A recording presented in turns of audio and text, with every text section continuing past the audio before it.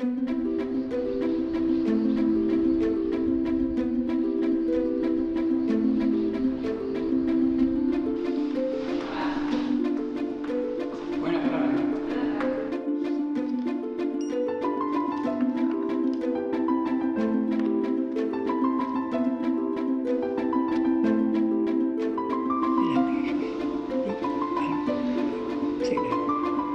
biblioteca para mí en el barrio es muy importante, porque yo creo que es lo que faltaba para que el barrio sea un barrio digno.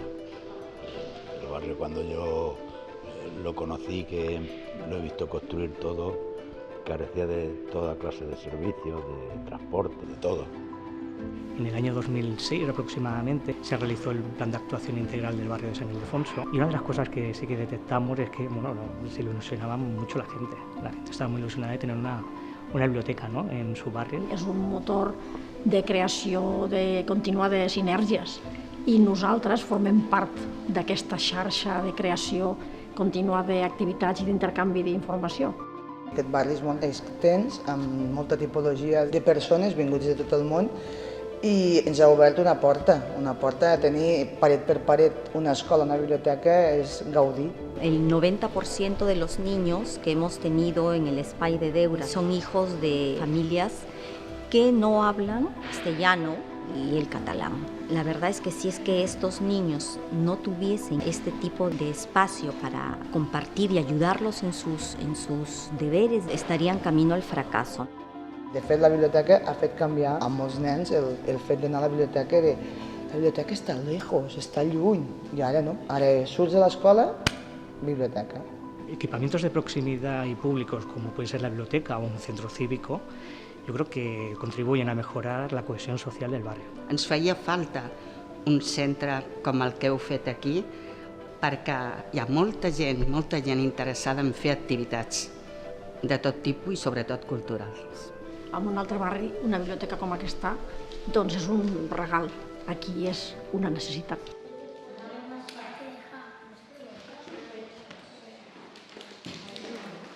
Voy a dibujar un corazón, te quiero mamá, voy a dibujar un corazón. Y otro para mi padre. Jo tinc moltes persones que pinten i fan exposicions, es documenten, miren, si parlem de Ramon Casas venen aquí a la biblioteca, busquen els llibres, miren per internet. No volem un cinefòrum, no volem convocar aquí la gent per veure una pel·lícula i després la comentem. Tampoc vull una conferència d'història.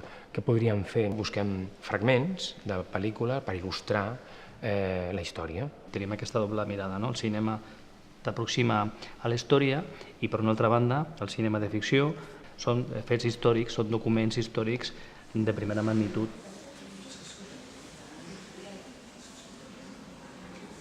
Donem un mes de temps a la gent perquè llegeixi el llibre i tornem i fem una tertúlia on comentem les lectures que s'han fet, els punts de vista. Poder sentir opinions diferents i diferents punts de vista de la mateixa cosa, i per mi obre molt la ment. Jo sóc una mica tossuda en les idees i és una manera de ser més empàtic amb les opinions dels altres, perquè fem rols i hem de defensar una idea que no és la nostra. I cada vegada els participants et demanen més, en el sentit de qualitat literària. Per algun motiu, alguna vegada he regat un llibre així lleuger y me diuen, pero això es un libro de playa. Actualmente tenemos un proyecto que se llama Farcida Llibres, ¿vale?, que combina el placer de la lectura con el de la gastronomía. La verdad es que el tema de la cocina y la lectura combinan muy bien. Sempre intentem quadrar els dies mundials, per exemple, d'activitat física, el dia del tabac, el dia de la setmana del cor, doncs sempre intentem fer alguna xerrada en comú. Creiem que és una bona oportunitat i que podem millorar la qualitat de vida dels nostres veïns. Fer els clubs de lectura és una cosa totalment diferent i que em permet crear, m'estimula molt l'enginy i la imaginació. A vegades els contes fan molts viatges abans d'explicar-los. No sé mai si jo trio els contes o els contes són els que em trien a mi. N'hi ha moltes versions, llavors sí que miro i llavors de 2 o 3 versions faig la meva. perquè això sí que ho diuen, que el que explica un conte és sobirà del conte que explica. Que els contes arriben a tots i de totes les edats. I no sabem.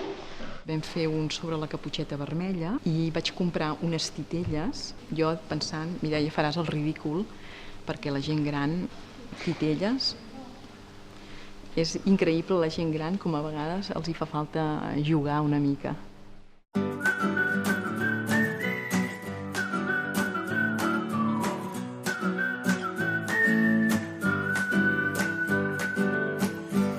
El que més m'agrada d'aquesta biblioteca és que podem fer deures, sinó que a vegades fem de soroll i ens renyen. Participo al club de lectura. Espai. Quise utilizar internet. L'atrapallibres. Català, lectura fàcil. L'estanteria de mangas i els ordinadors. Busqué música clàssica que me gusta, òpera. Quasi sempre guanyo un llibre perquè em llegeixo tots. Un club de debat. A vegades gracioses, altres que et deixen anar en intriga. Los libros de comèdia o còmics. Un poquet de tot.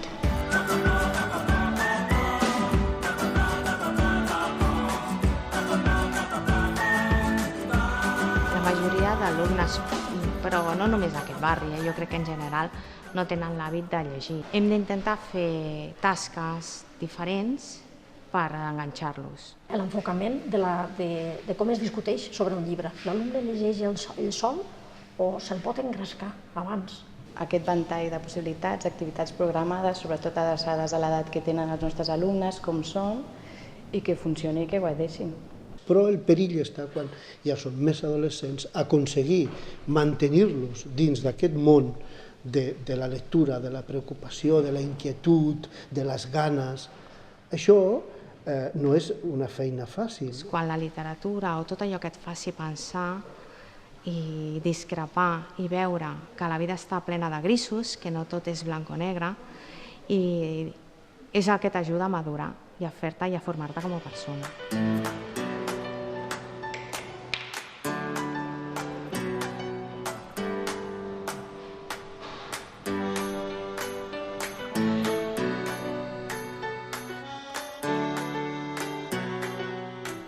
Se inauguraba, por ejemplo, a las 10 de la mañana y yo estaba por aquí en la plaza rondando y me puse pues para entrar.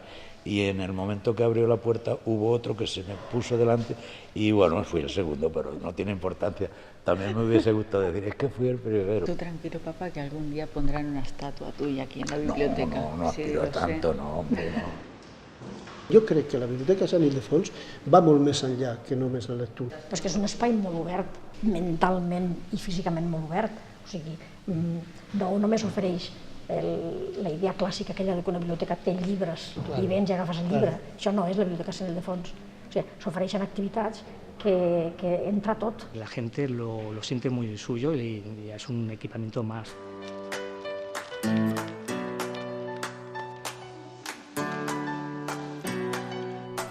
Hasta mañana, y que nos volvamos a ver, que es lo más grande. Mañana.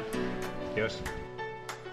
I totes les biblioteques que es puguin obrir, que hi hagi difusió cultural i que s'obri la cultura a la gent, per mi això és fantàstic. El que hem d'engrescar la gent perquè participi més, perquè vingui més, perquè estigui més involucrat en tot aquest món. La societat funciona molt malament, en molts aspectes, no? Però no sé què passa amb les biblioteques, que es manté un clima de cordialitat, de amabilidad. Se establece un vínculo real entre la biblioteca, el personal de la biblioteca y la gente que vive alrededor. I la Biblioteca Sant Ildefons sobretot té persones que es preocupen moltíssim. Com serà d'aquí a 10 anys? No ho sé, però el que sí que sé que estarà tan actualitzada com està avui en dia.